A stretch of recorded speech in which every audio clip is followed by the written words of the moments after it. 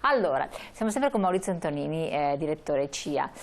C'è un altro argomento che è interessante ed è legato a tutte queste produzioni che comunque stanno andando bene, che è quello di chi lavora nel settore agricolo. Noi eravamo rimasti al momento critico, cioè si cercava manodopera per l'agricoltura, questa manodopera straniera non c'era, anche assunzioni locali, però poi devi saper raccogliere dalle fragole altri prodotti, non è così semplice. Come sta andando? Un attimo che c'è una domanda a un telespettatore: cosa ne pensate dell'uscita dell'assessore Pan dopo le elezioni? Io credo che abbia fatto un buon lavoro, ma sappiamo che gli italiani hanno la memoria corta. Buon lavoro. Stavamo commentando prima della trasmissione, qualcuno ci ha letto. Intanto sul Pan noi come Confederazione abbiamo la massima stima perché ha svolto un egregio lavoro, un buon lavoro come assessore all'agricoltura della regione Veneto. Non sappiamo se è uscito, cioè sappiamo che oggi vi è la necessità di fare una nuova giunta. Questa nuova giunta sarà il presidente che deciderà chi. Noi diciamo che Pan oggi ha fatto un ottimo lavoro per l'agricoltura e per gli agricoltori, quindi questo possiamo dire, ma lo diciamo in maniera chiara, concreta e anche determinante, perché abbiamo lavorato in sinergia con tutto, tra l'altro, il suo staff, con tutto l'ufficio di Via Torino e quindi tutta la regione Veneto e con la VEPA, per essere stati concreti, vicini alle esigenze e ai problemi degli agricoltori, e per l'ultima quella della cimice, in cui ha visto moltissime nostre aziende avere danni incredibili. La regione Veneto è stata l'unica regione d'Italia a dare un contributo alle aziende in difficoltà per quanto riguarda la cimice. Ha stanziato 3 milioni di euro per quanto riguarda contributi diretti, più ha stanziato un altro 1 milione di euro per la sperimentazione della Vespa Samurai, che ad oggi sembra dare buoni risultati. Quindi l'utilizzo dà risultati che sono interessanti? Assolutamente sì, quindi per questo motivo, cioè per tutto quanto questo, insomma, io penso che il lavoro che è stato fatto sia stato fatto un lavoro importante e grande stima all'assessore Pan. Quindi auspicate che possa avere un incarico rinnovato anche per questa edizione? Auspichiamo che venga riconfermato, ma soprattutto auspichiamo il fatto che ci sia attenzione da parte della Regione Veneto sull'agricoltura come è stata fatta negli ultimi anni. Altro messaggio: buongiorno a lei e al suo ospite, che ne pensate della grande performance di Zaia? Nell'ambito dell'agricoltura credo sia stato fatto molto e bene, cosa ne dite? Beh, lo abbiamo appena detto, nel senso che oggi l'attività che è stata fatta negli ultimi 5 anni per quanto riguarda il settore agricolo e quindi anche per l'attività le risposte che sono state date agli agricoltori sono state date risposte concrete ed efficaci, quindi un settore sicuramente all'avanguardia, soprattutto anche rispetto all'organizzazione politico che ha dato la Regione Veneto e che dà la Regione Veneto all'agricoltura. Ricordiamo che i nostri agricoltori con la VEPA, che è appunto l'Agenzia Veneta dei Pagamenti, si colloca al primo posto come velocità dei pagamenti dei contributi comunitari, quindi anche queste sono risposte concrete che si danno sicuramente per la performance di Avepa, ma sicuramente perché c'è un sistema di organizzazione e di confronto continuo con le organizzazioni agricole, con le organizzazioni sindacali su questo, e quindi queste poi sono risposte.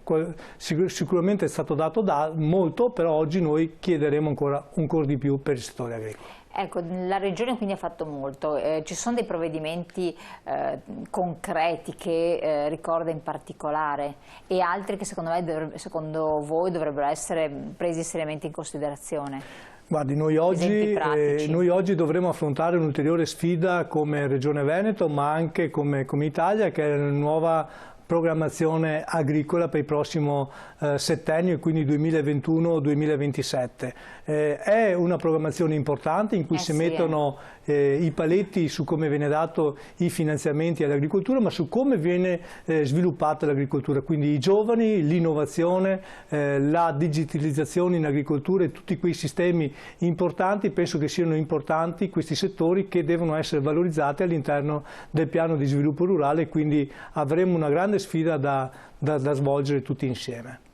Ecco, l'Europa che cosa ha fatto per l'agricoltura nel periodo a seguito del periodo difficile Covid, e che cosa anche ha messo in conto di poter fare? L'Europa ha modificato il piano di sviluppo rurale 2014-2020 dando la possibilità alle regioni, e nella regione Veneto ne ha approfittato chiaramente immediatamente, dando la possibilità di intervenire su dei settori in crisi, particolarmente in crisi, utilizzando i piani di sviluppo rurale. La Regione Veneto ha utilizzato questa forma di finanziamento, ha messo a disposizione 23 milioni di euro per le aziende agricole, per i settori in crisi, quindi per gli agriturismi, per l'ortofrutta, per il latte e per gli orticoli. E quindi sono risposte poi concrete. Poi uno ci dice sì, ma sono soldi degli agricoltori. Certamente sono soldi degli agricoltori dati dal piano di sviluppo rurale, e quindi la Regione Veneto interviene in maniera, diciamo, di convalida, diciamo, di questi finanziamenti, però sono segnali importanti che è giusto anche rimarcare e sottolineare. L'altro giorno avevate ospite Redor, Madonna che memoria, incredibile, complimenti, che suggeriva di valorizzare sempre più i prodotti ortofrutticoli del Veneto, che sono riconosciuti in tutto il mondo. Tra DOP, DOC, IGP e altro ne avreste da parlare giorni interi. Franco da Padova, era Daniele Salvagno, presidente Coldiretti Veneto. Sì, sicuramente adesso la DOC ha poco a che fare con i prodotti ortofrutticoli, ha a che fare molto con il settore vitivinicolo, però le DOP e l'IGP, che sono più di 112... Anche le DOP, anche sì, i prodotti... Le DOP e l'IGP. Esatto. Sono tutti prodotti garantiti, noi ne abbiamo 112 nel Veneto. 112. Sì, sono numeri importanti che danno il segno anche della valorizzazione del mondo agricolo, cioè sempre di più oggi gli agricoltori lavorano in maniera controllata. Produrre un prodotto vuol dire dalla semina alla produzione, alla vendita, e quindi valorizzare questo prodotto, ma soprattutto dare il senso anche ai consumatori che quel prodotto che loro acquistano è un prodotto sano e di grande qualità, e quindi essere all'interno di una DOP, essere all'interno di un IGP vuol dire avere anche dei tecnici che ti seguono e soprattutto valorizzano il loro prodotto e fanno in maniera tale dell'utilizzo sempre meno dei fitofarmaci e dei agrofarmaci, e quindi danno la possibilità anche di avere un prodotto salubre, ma su questo sappiamo la salubrità, la qualità dei nostri prodotti quanto importante sia. L'Asiago mi pare che abbia rinnovato il disciplinare, no? Sì, ma anche il prosciutto ha rinnovato i propri disciplinari, sì, cercando sempre di più mantenere la valorizzazione del loro prodotto, ma soprattutto cercando di valorizzare il prodotto del territorio. Ecco, io penso che questo sia l'altro elemento importante. Quando noi parliamo del formaggio asiago ci deve venire in mente sì il formaggio, ma soprattutto ci deve venire in mente le malghe, i nostri malgari, la difficoltà che hanno a produrre quel formaggio, perché è un latte di grande qualità e soprattutto fatto con le mucche al pascolo, e quindi che hanno queste caratteristiche. Quindi sempre di più abbinare il territorio con il prodotto è la partita vincente per valorizzare quel prodotto e soprattutto dare la possibilità agli agricoltori di avere quel reddito in più che oggi necessitano.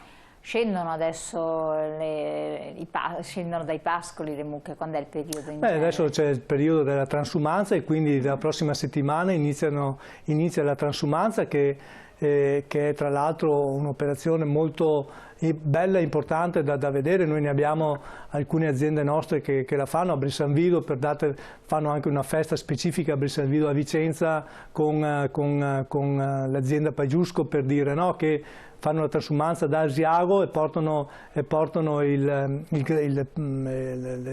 mucche nelle fattorie di Bressanvido. È tutta da vedere, è una festa, ma soprattutto dà il segno anche del grande valore dell'agricoltura e degli agricoltori su quel territorio. Ecco, a proposito, parlavamo appunto delle malghe, di queste zone qua che hanno avuto dei problemi con gli animali selvatici, dopo ci avviciniamo anche alle nostre zone dei colli. Questa è un'altra questione, da una parte il Trentino che dice di prenderci un po' di orsi, loro ne hanno tantissimi e ce ne vogliono dare alcuni. I lupi comunque hanno scorazzato e ci sono, cinghiali continuano ad esserci. È un problema di cui avete più volte chiesto soluzione, come sta andando? Guarda, il problema della fauna selvatica è un grosso problema. Noi dobbiamo assolutamente mettere mano a quella legge nazionale, la 157, che deve essere modificata. Dalla protezione dobbiamo andare alla gestione. Noi non possiamo avere territori in cui ci siano grosse difficoltà perché c'è un numero importante di lupi, di cinghiali, di fauna selvatica, di cervi e quant'altro. Noi abbiamo la necessità di convivere soprattutto con la fauna selvatica, ma convivere in maniera giusta, con i numeri giusti. Se c'è un numero importante di lupi sul territorio come in Asiago ma anche nel Bellunese, stanno creando e creano grosse difficoltà alle nostre aziende agricole che non vengono neppure pagate per il mancato reddito effettivo, perché quando c'è un assalto del lupo a una mandria di vacche da latte e magari non fa un danno, cioè nel senso che non va ad uccidere la vacca. Però le spaventa. Le spaventa. Le vacche, oltre ad abortire, non producono latte per più di 10 giorni, quindi c'è una riduzione di reddito delle nostre aziende. E questi dati quindi non c'è una copertura assicurativa? Non c'è una copertura assicurativa, non c'è, ma soprattutto vede, non c'è nemmeno la possibilità di intervenire col danno della regione nel caso in cui l'animale muore, quindi solo in quel caso vi è l'intervento della regione con contributo per gli animali morti, ma in questo caso non ci sono danni vivi e quindi i danni indiretti non vengono pagati e molto spesso le aziende subiscono danni indiretti, quindi dobbiamo incentivare sicuramente i recinti che vanno bene, sicuramente con i cani di guardiania va benissimo, però dobbiamo intervenire anche nel individuare qual è il numero corretto per area nel numero dei lupi, perché se poi questi sono numero eccessivo vanno a definire e incrementare la loro produzione e quindi incrementare i danni che ci sono in agricoltura. Però a questo punto intervengono gli animalisti, che i lupi non si possono toccare, gli orsi non si possono toccare, sono specie comunque protette. E si vuole vedere bene il territorio magari, cioè vuol dire se continuiamo così i nostri malgari non vanno più a fare malga e quindi poi vedremo il bosco che va ad occupare il posto dei pascoli e vedremo i pascoli non pascolati e poi vedremo un paesaggio che è diverso rispetto adesso, quindi basta solo fare delle scelte. Noi pensiamo invece che le cose possono andare sicuramente bene da una parte e dall'altra, dobbiamo però intervenire, per intervenire dobbiamo intervenire nella 157 che è la legge nazionale. Quindi agire su una legge nazionale, questo non è cosa di poco conto. Pubblicità pochi secondi, poi leggiamo anche i vostri messaggi prima del termine della trasmissione, tra poco.